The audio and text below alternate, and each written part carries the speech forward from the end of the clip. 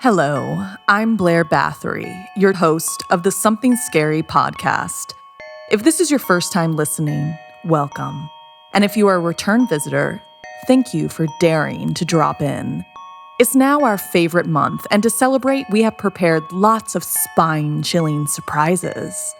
Joining us from all over the Spookyverse, we'll have special guests writing and narrating new horror stories for you. And before we get into our stories, we have some early Halloween treats to share. We've been working on launching our spooky shop. That's right, we're creating some of the most awesome Something Scary merch based on feedback we've gotten from all of you, and we think you are going to love it.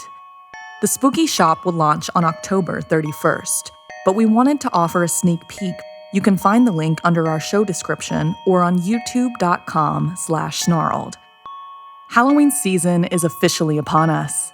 The leaves are beginning to drop, the air is crisp, and as the nights get colder, we can see our breath in the dark. It's tempting to get in the spooky spirit watching horror movies with friends, and even lighting a few candles to see what paranormal entities you can conjure. But don't be fooled by what you think is just fun and games, because there are evil spirits all around us, and they're just waiting for you to play with dark magic. Or accidentally open a portal so they can come to our realm and wreak deadly havoc on our lives. First, the choice to live or die, followed by a walking nightmare. Then, the real horror of Burkittsville. Finally, in our featured story, long-awaited revenge. So, wanna hear something scary? Sacrificial lambs. Sometimes you don't believe a spooky tale unless it's something you can see for yourself. And by that time, it's too late. Like in this story based on an urban legend written by our very own Kaitlin Reilly, co-host of Snarled's Scaredy Chat podcast. Everyone in our Connecticut hometown knew about Dudleytown. Rumor has it, the abandoned settlement was cursed, thanks to the settler Edmund Dudley's interest in dark magic and human sacrifice. Somehow, though, my friend Sam convinced me to spend the night exploring Dudleytown. He was always teasing me for being such a rule follower. I just wanted him to shut up. I wasn't sure I believed the rumors about the curse of Dudleytown, but I did believe the sign on the outside of the fence that read, "All trespassers will be punished." Sam, of course, couldn't care less.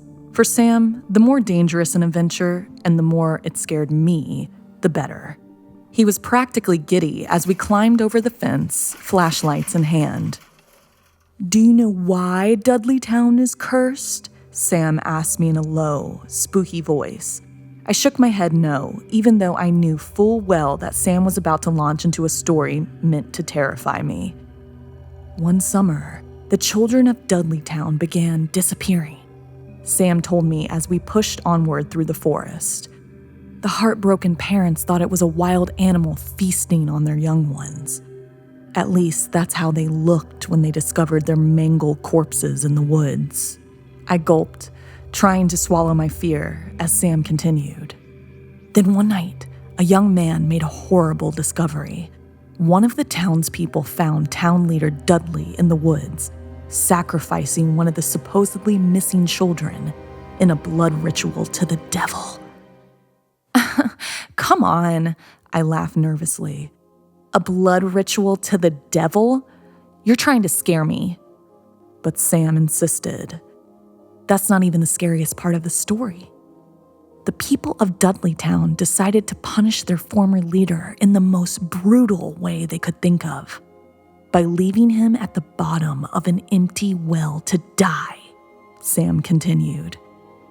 Dudley hollered for days on end, never sleeping, only screaming that the townsfolk would be punished for what they had done. Then, on the 5th day, the screaming stopped. But that's when the real trouble began for Dudleytown. Somehow, the water supply smelled of rotting meat. Children were snatched in the middle of the night, never to be seen again. Soon, the townsfolk began going mad, one by one, claiming that they could still hear Dudley's screams. "Enough, Sam," I snapped. "Let's just get this night over with." Sam laughed, knowing his story had gotten under my skin, but I didn't care. Our current setting was creepy enough. After all, Dudleytown, or whatever was left of it, was deadly quiet. There wasn't even a hum of mosquitoes or chirping of crickets. The lack of sound unsettled me more than the foreboding darkness all around, or the abandoned structures now overrun with ivy and moss. All I could hear was the sound of my footsteps and Sam's 10 feet in front of me. After a while, I decided to speak up. "Sam, maybe we should turn back," I said as we walked deeper and deeper into the town. "It doesn't feel safe to be out here so late." But Sam didn't answer me. Typical. He was never going to listen to a scaredy cat like me when it came to one of his adventures. I let out an exasperated sigh when suddenly I heard Sam stop in his tracks. He frantically looked around with his flashlight. "Hello?" Sam called out. Something had spooked him, but I couldn't see or hear anything. "What's going on?" I asked, confused. Then, in a terrified whisper, Sam turned to me. "You really don't hear that screaming?" I shook my head, no. "Sam, are you messing with me?" Sam turned back towards me, and that's when I registered just how scared he looked. "Someone is out here with us," he said. "We have to find them." Sam took off running into the woods, following a sound I couldn't hear. I screamed at him to slow down, but he wouldn't. I followed Sam's flashlight and the sound of Sam's footsteps as he raced ahead of me, until I couldn't anymore. I screamed Sam's name over and over, but it was like he disappeared into the darkness of Dudleytown. I walked for hours, hoping I would find some sign of Sam. I wondered if something happened to him, or if the curse of Dudleytown was real. Did Sam really go insane, just like the other townsfolk did? Hours later, I gave up searching for Sam. I mustered all of my bravery to walk home through the supposedly haunted town alone when, suddenly, the ground gave up underneath me. I found myself plummeting through the earth until I hit the wet dirt ground below. It took me a moment to realize where I was. I had found myself in the very same well Dudley was left to die in. I called out for help, but deep down, I knew no help would come. That's why I was so surprised to hear footsteps above me. I shined my flashlight up to see who was staring down at me in the well. It was Sam. "Thank God," I exclaimed. "I was looking all over for you. Can you find something to pull me up?" But Sam didn't look happy to see me. "I'm sorry," Sam said, with an unreadable expression on his face. He gave me a choice. He said it had to be one of us. A chill came over my body as I realized what Sam meant. That was 3 days ago. I know I don't have much time left, and all I can do now is scream and hope someone else is stupid enough to walk into Dudleytown like I was. Maybe then I can ask Dudley to make a trade. Would you sacrifice your friend to save yourself? Has anyone ever done that to you? Have you ever heard of Dudleytown or some other mysterious, abandoned place? If so, tell us your story by sending us an email at somethingscary@snarled.com.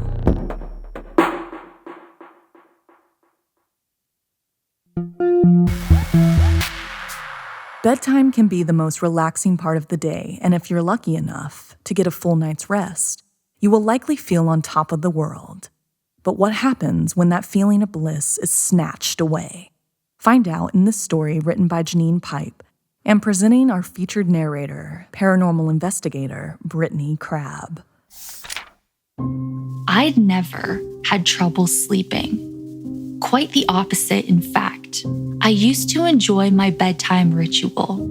a nice bath, slipping into the sheets, feeling clean, and reading by lamplight until my eyes began to droop. I was also lucky to rarely suffer from nightmares. Sure, every once in a while, if I was feeling unwell or nervous about a test, but never regularly. And on the occasion I did, it was more often I was naked in public than the boogeyman was chasing me. My imagination was fine. I just wasn't one of those people who mistook the pile of clothes on the chair for a monster or thought the streetlight outside the window was a UFO.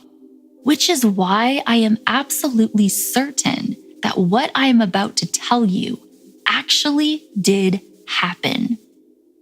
It wasn't a special night, not quite Halloween or Friday the 13th, just a normal, if stormy, Tuesday evening in October. I was alone, but again, that wasn't unusual since both my parents worked at the hospital and were on double shifts. Nothing was on my mind. No upcoming assignments or sporting events. I'd done my homework, had a bath, and slipped into clean, cozy pajamas. The wind had picked up, so I closed my window, but could still hear the pitter-patter of rain. I read until the words started to blur. I flipped off the lamp, and I'm not sure how long I had been asleep. Feeling disoriented, the first thing I checked was the alarm clock, making sure I hadn't somehow overslept. But it was flashing 12 o'clock over and over, which meant the power had been knocked out. I was about to reach over and grab my cell when something caught my eye in the darkness. A spot by the wardrobe was too solid. It should have been just air, but something was there, darker than the night. And that something was moving. Despite not suffering from night terrors, I knew a thing or two about fright and a human's natural reaction: fight, flight, or in my case, freeze. Yes, I finally understood what the term frozen in fear felt like. Still, the something edged towards me, and then I saw it. Its face. If you could call it that, I'm not certain it had the full criteria, but it was the semblance of a visage. It appeared as though there was some sort of hole for a mouth and two orbs where eyes should be. I don't know whether it was the shock, some Jedi-type mind force, or if invisible hands were at work. But suddenly, I felt my mouth open very wide, my jaw almost at the point of unhinging. And although it was incredibly painful, I could not close it again. Not only was I unable to run away or even flick on a light, I was also no longer in control of my own body. Then I felt the pull. It was like taking a really deep breath, but instead of my lungs filling, the air kept being taken. A thin trail of mist seemed to be originating from my mouth, leading over to the shadow person, like the trail from an airplane. Then something was making a horrendous sound each time my lungs spewed out more of the mist. And even though what was happening was impossible and that terrible being should not have existed in our world, I understood what it was doing.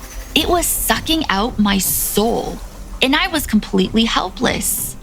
I honestly don't know what would have happened if there wasn't a bang from downstairs. The jostle of the front door being opened and my mom shushing my dad, loudly whispering for him to be quiet and not to wake me. The hall light turned on, illuminating my room just the tiniest bit through the crack in the door frame. As footsteps began trudging up the stairs, the thing in my room must have sensed defeat and vanished, breaking its hold on me too. I took in a deep breath, moved my jaw, and screamed. I've never been able to explain it, what it was, where it came from, why my room was the only one affected by the power cut, how much of that essence I had left in me before it had stolen my entire soul. Because I am always waiting for it to come back and finish what it started. Now every single bedtime is a nightmare. Do you suffer from insomnia? What kind of terrible nightmares plague your thoughts? How do you get yourself back to sleep? The other day, a friend of mine confided in me about something that was going on in her life. I was worried about her, and immediately I suggested she should go to Talkspace and set up a time to speak with someone. It's been so helpful to me, and I wanted her to have the same kind of care that I have gotten. Talkspace offers therapy and psychiatry, and you can talk with someone from the privacy of your own home. There have been times where I put off therapy because setting up appointments was difficult, and having to go somewhere physically was not always easy. I know that with Talkspace, they make it so easy and embed it in your everyday changing life schedule because life is always changing. You're always changing. And Talkspace is a fraction of the cost of in-person therapy. Instead of waiting for an appointment, you can send unlimited messages to your therapist 24/7, and they'll engage with you daily 5 times a week. As a listener of this podcast, you'll get $100 off your first month with Talkspace. To match with a licensed therapist today, go to Talkspace.com. Make sure to use the code SCARY to get $100 off your first month and show your support for the show. That's SCARY and Talkspace.com. Some legends never die, and some are so infamous people can't help but explore for the truth themselves. Find out if the lore of the Blair Witch is real in this story I wrote just for you. I grew up in Roarsville, Maryland, just 5 miles northeast of Burkittsville, the quiet little town at the center of the Blair Witch legend. The horror movie, The Blair Witch Project, came out when I was 16 and I was obsessed. My friend Cassie and I would go to the 7:30 and 10 p.m. showings every weekend. Afterwards, we'd head to the Denny's across the road from the theater and discuss our theories. My mom would remind me every time I'd come home and tell her, again, about the movie, that it was just that, a movie. But it felt so real. There had to be something out there. Some reason the story needed to be told. One night, shortly after she got home, Cassie called me with the news. She had just read in a forum that a teenage boy had gone missing in the Black Hills Forest earlier that week. And Cassie, well, she had a plan. Her cousin lived in Burkittsville and needed Cassie to cat sit the following weekend. She wanted me to join, and then together we could explore the woods for clues. I wish I had never agreed to go. I wish I had talked Cassie out of it. Cassie was a year older than me and had a car. She picked me up that Friday and we drove the quick 10 minutes to her cousin's house. At her cousin's, we lay out a map and planned our route. He lived just across Highway 14 in a small subdivision less than a mile east of the woods. There was a short ditch that cut under the highway. Then it was just a quick walk across the Socorro Station campground and a hop across Sturgis Road to get to the tree line. Nervous and giddy, grasping our flashlights for dear life. We agreed to move in a straight line and only be out for an hour, tops. Cassie brought a huge spool of yellow ribbon to mark along our route. I brought a disposable camera to document anything we found. The sound of traffic from the highway served as our anchor. After a good 45 minutes of trudging over shrubs and fallen logs, we decided it was time to head back. Neither of us wanted to admit it, but we were scared. Out in those woods, the darkness swallows you. Our flashlights barely cleared 3 feet. We followed the marks on the trees, but something didn't feel right. It was taking too long. I'll never forget the sound of Cassie's voice as the reality of our situation set in. She was scared. "How could this happen?" she asked, holding back tears. I couldn't find any words. I was scared too. We started to try and retrace our steps, to follow the marks back and see if we could realign our route. But somehow we just seemed to be pulled deeper. until we saw it, about 10 yards in front of us, glowing from the shine of our flashlights, wedged into the side of the tree. A hunting knife. Cassie saw it first. She froze in place. Her hands shook. She tried to speak, but not a single sound could make it out. A single twig cracked in the darkness beyond us. My stomach flipped. Cassie began to cry. I swept my flashlight along the trees, but it was hopeless. It must be a deer or something, I whimpered. Cassie nodded, desperate to believe anything, just to calm down. I put my hand on her shoulder to gently urge her to turn around. We need to turn around, I pleaded. After a moment, Cassie took a breath and nodded. We turned together. Waiting in front of us, tree after tree, in every direction we looked, had a strip of yellow ribbon tied around it. The wind fell silent. There were no cars in the distance, no light from the campground. It's just a deer. A man's voice behind us, low, gruff, and menacing. Cassie's tears streamed down her face. You dropped this a while ago. The man groaned at us. Cassie couldn't move. I turned.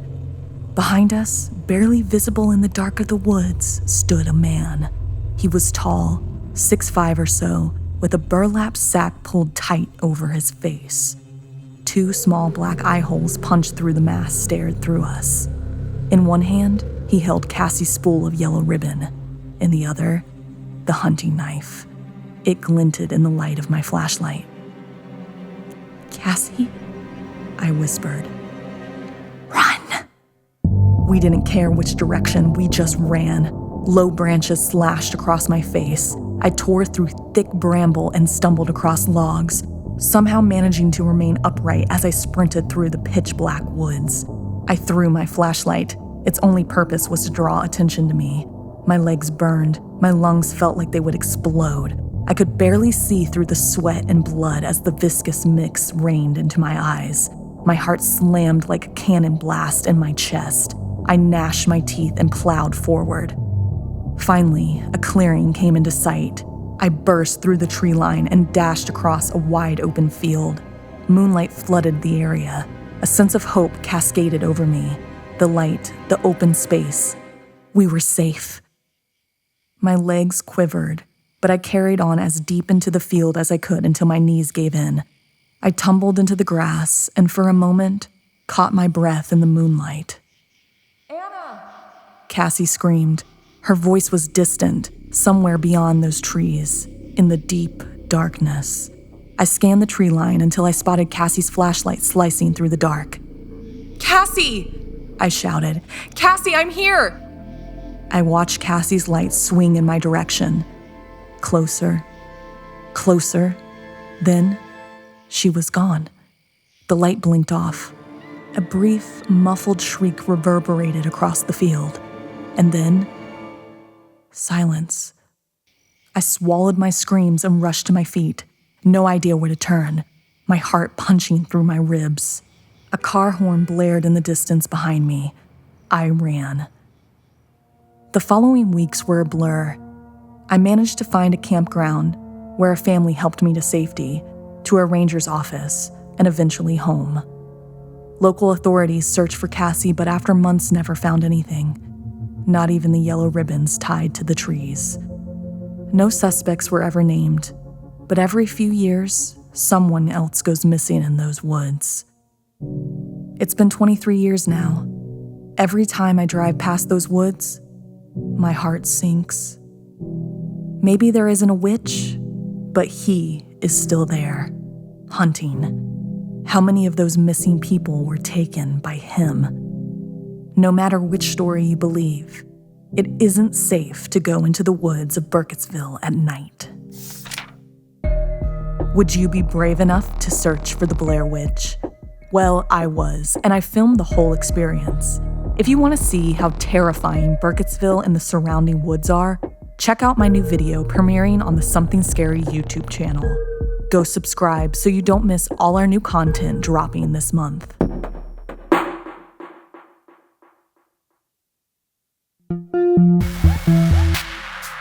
In our final story, join my co-host Stephanie as she tells the tale of a malicious spirit called the Dybbuk, which is now animated over on our YouTube channel.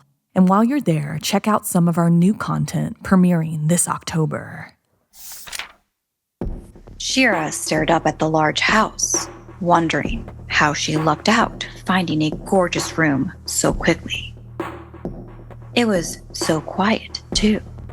After getting her master's in journalism, she had been offered a position at the San Francisco Chronicle. Upon arriving in the new city, she answered an ad for a room to rent from an elderly couple named the Hausers. They seemed nice enough, if not lonely, and offered her the room straight away. They were quiet and kept to themselves. They didn't mention having children, although Shira noticed a photo of them with a young girl in the hallway. Mrs. Hauser was like every doting grandmother, but Mr. Hauser had a dark sadness within him. Shira simply avoided the grumpy old man.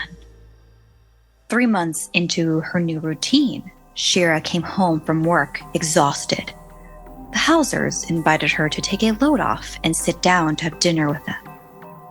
After some blessings, wine, and food, she headed off to her room feeling full and relaxed. However, as soon as she entered her room, she doubled over in pain. A pounding headache had set in, assuming it was from a long day of work and too much caffeine. She headed to bed. As she closed her eyes, her head began to throb even harder. She chugged the water beside her bed for hydration, but she seemed to be sweating it out faster than she could drink. Her ears were ringing, and her eyes began to tear. What was happening? Trying not to panic, she stumbled her way into the bathroom and splashed cold water on her face. When she stood up to look in the mirror, a glaze fell over her eyes. Shira had always received compliments about her bright blue eyes, but in the reflection, they were dark brown and dilated. She leaned in to get a closer look, mere inches away from the mirror, and then it happened. A ripple in her face, as if something was crawling just under her skin. She stood in shock as another ripple resurfaced. It caused a wave underneath her flesh to reveal another young woman's face over hers, kind of like an overlay on an app or a photo. It was only for a moment, but she saw it very clearly. It was the same face as the young girl in the photo with the Hausers.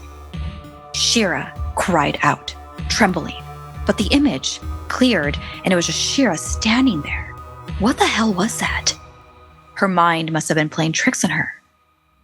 Immediately, her headache was completely gone. After a few deep breaths and chalking it up to her fatigue, she went to bed for a restful sleep. The next morning, with her eyes closed and still in bed, she began to hear chatter. It sounded like Mr. and Mrs. Hauser, but younger, as if their past versions of themselves were talking. Shira began to stir. The voices got louder and closer. "What did you do? She's not breathing. You killed her!" Miss Hauser was crying. "Help me hide her," Mr. Hauser ordered. Miss Hauser was weeping. "My sweet girl, my poor sweet girl." Shira was confused. Their voices sounded close by. As she sat up to inspect, she felt 4 hands on her body, ripping out of bed. She fell to the ground and screamed only to awaken and find herself alone on the floor, shaking. It had felt too real to be a nightmare, more like a vision from the past. Frightened, she ran downstairs and burst through the Hauser's bedroom. They tried to calm her down as she unloaded everything that had just happened in the past few hours. Mr. Hauser shot a look at his wife, warning her to stay silent. Taking deep breaths, Shira focused at a spot on the wall. She noticed a black and white photo of the same young woman she believed was their daughter. She looked sad, vacant. Terror shot through Shira as she remembered seeing the woman's face in the mirror. Shira turned to confront the Hausers, but she was muted. Her lips were moving as if she was shouting, but it was not Shira talking. Her hands were in fists as she headed toward Mr. Hauser. Shira tried to stop her movements, but she had no control over her limbs, as if something had overridden her body. Through the pummeling of fists, the wielding of anything she could get her hands on, and the violence, Shira passed out. Shira awoke later, not knowing if minutes or hours had passed. While on the floor, she felt tugging on her skin. Something trying to get out. It pulled away from her body, leaving her light and back in control of herself. Curled on the floor, she looked up to see a shadow before it disappeared. Slowly, Shira began to rise, and the horror of the room lay bare. A brutal murder scene. Mr. Hauser had been beaten so badly, he was unrecognizable. The entire room, including Shira and Miss Hauser, was covered in flesh and rage. Miss Hauser wept in the corner, looking at the photo and speaking to the young lady in it. "I'm so sorry, sweet girl. I'm so sorry." The image began to change. The woman, who once appeared lifeless, desolate in the picture, now had a peaceful smile upon her face. Her retribution was now complete.